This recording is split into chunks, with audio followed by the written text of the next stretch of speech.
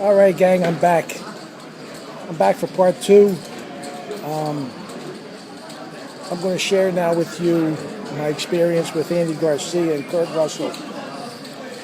I looked over the video and I just want to make sure I didn't leave out anything. And just to, first of all, I apologize for the sniffing. I got like a little cold going on or something.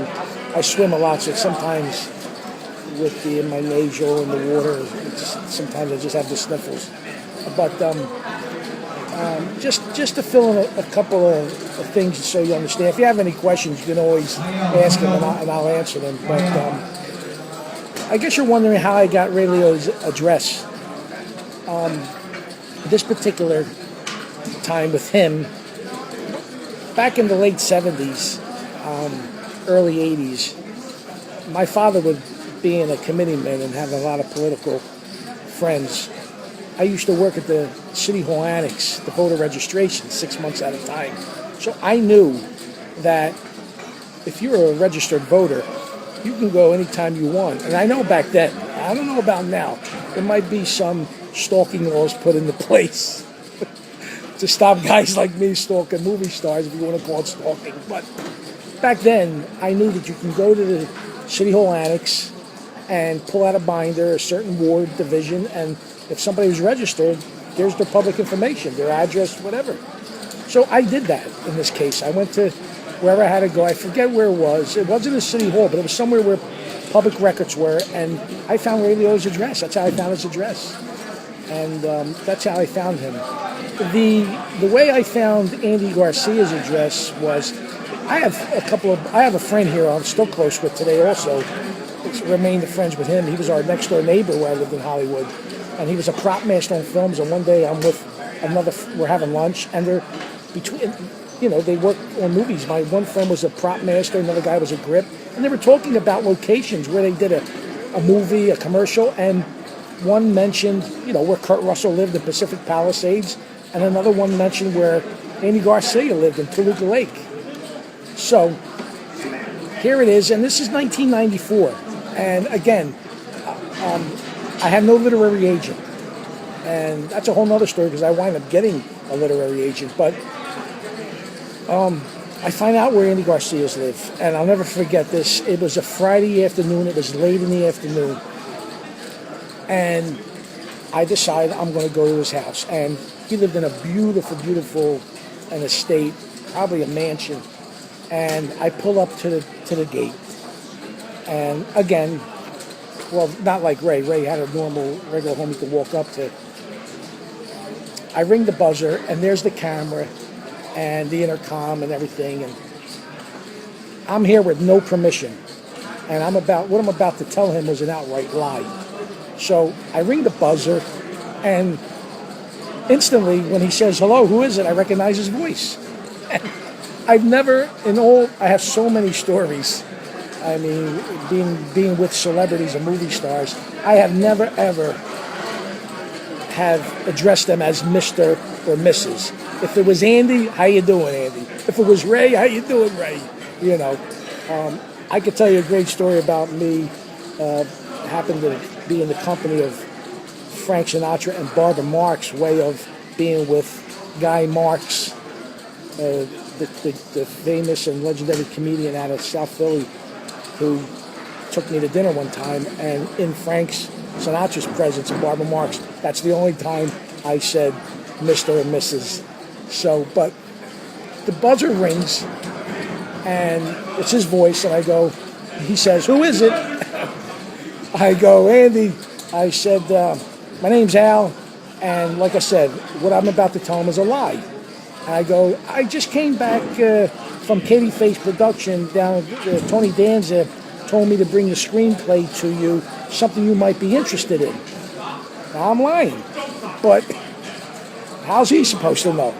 So he goes, "All right, Al." He says, "Listen, I'm actually packing. I'm going out of town." This is all through the intercom. And he says, "I got my limousine driver coming." He says, "Can you bring it to my agent's office on Monday?" And I'm like, "Yeah, I can bring it there." He goes, "All right, you got a pen and paper?" And I run to the car, get a pen and paper, and he gives me the address. And I thank him, and he says, okay. And I tell him, have a great trip, wherever you're going, thank you.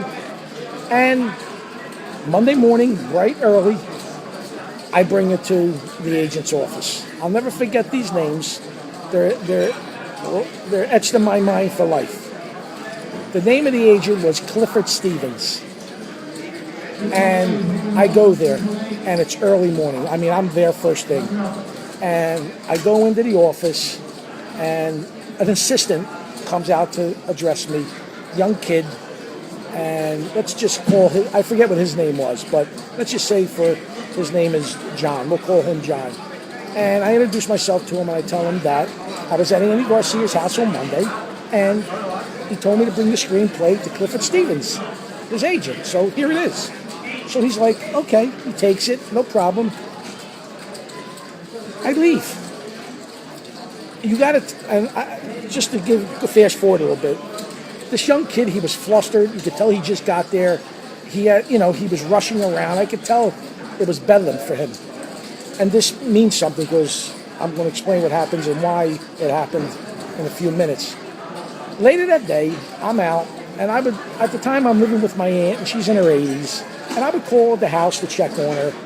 And I call, and she tells me, Albert, somebody called by the name of John, something from Clifford Stevens, and it was all discombobulation. I couldn't understand what she was telling me because she was mentioning to me that they wanted the address to mail something back to me, and I'm like, it just didn't sound right.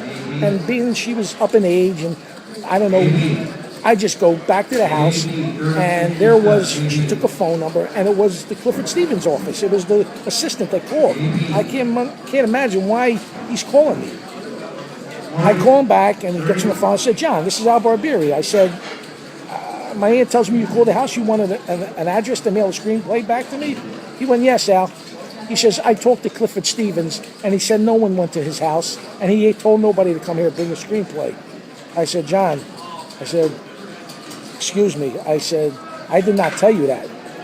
I said, John, I told you I went to Andy Garcia's house in Toluca Lake. I described the house to him, and Andy told me to bring the screenplay. He said, wait a minute, are you telling me you went to Andy Garcia's house and he told you to bring the screenplay here? I said, that's what I told you, John. He said, can you hold on? Now, he puts me on hold, and I know exactly what's happening. Obviously, he talked to Clifford Stevens because he got the story wrong. Comes back to me 15 minutes later. 15 minutes I'm on hold. He comes back on the phone. He says, Al, I want to apologize. This morning I was such in a rush. I got confused. I called Clifford Stevens. When I talked to Clifford, he said no one came to his home. And we thought this was a scam. And he told me to mail the screenplay back. But we got in touch with Andy. Andy vouched that, yes, you came to the house, and he said to bring the screenplay up to us. And I apologized. I said, no problem. He says, Al, it went out already, now going mail. He says, so do you want to mail it back to us? I said, no, I'll bring it back to you tomorrow. So I bring it back to him. And the it was, Andy Garcia was so nice to have read the screenplay. I posted a letter he wrote me back saying that he really enjoyed the screenplay. He thanked me for giving me the opportunity to read it. He thought that it could be a successful movie. But the fact that his slate was so full, and this is how cool the guy Andy Garcia is, because I've got letters, I've got my screenplay to HBO, I've got it to Castle Rock, I've got it to Wildwood Enterprises, I've got it to so many nice places. They usually send you back a letter, we're not interested, thank you, yeah, and it's the end of it. Andy Garcia wrote a nice letter telling me that he was busy, that he had a project of his own that he wanted to get involved with, and it was called, in the letter he puts The Lost City, and this was 1994. And this movie wound up coming out, I believe, in the late 90s or early 2000s, and it was a movie based in Havana that was close to his heart because he is of Cuban descent, and he directed, wrote it, starred in it. And to me, when I realized when that movie comes out, he's being honest with me, that was a hell of a, it just was a nice way of telling me, he's a sincere guy and that maybe he was interested. But now I'm thinking right now that maybe it's a good idea that I go back to him, because the screenplay that I wrote is a baseball movie, and it's not your typical baseball movie. It uses baseball as a metaphor, and it's based on my experiences through baseball, and I came up with a dynamite story with some characters, through my experiences. And actually the film, the main lead role, which is taken from my life experience as a baseball player pursuing baseball as a young man, actually comes to fruition with the Cannon River Sharks. And I had to rewrite the ending of the main character, who was involved with a young kid and mentors this young kid. And what happens is I rewrote the screenplay at the end, because what happened with me with the Cannon River Sharks making my professional debut on a minor league level. So I'm thinking that I'm actually going to go back to Andy Garcia's house and actually get him face to face and bring the letter to him and try to get him to maybe, I don't know, let's take a look at it again. And that's what I'm going to do. I'm going to actually, it's what, 20, I don't know, it's 21 years later, and that's what I'm going to do. So one day I'm just going to just do what I have to do. And because I actually did mail him a copy of his letter in 2011, but there's no guarantee I know that in that letter explaining to him about the screenplay 21 years later, or back then in 2011 it was 17 years later, that here's a letter you wrote me, you kind of like the screenplay, and him seeing the letter. But I have no guarantee that he actually got that, because I sent it to his production office. But I got a hunch that I need to go back to his house. I hear he's a dynamite guy. I know he's a dynamite guy. And who knows? This is how you get lucky.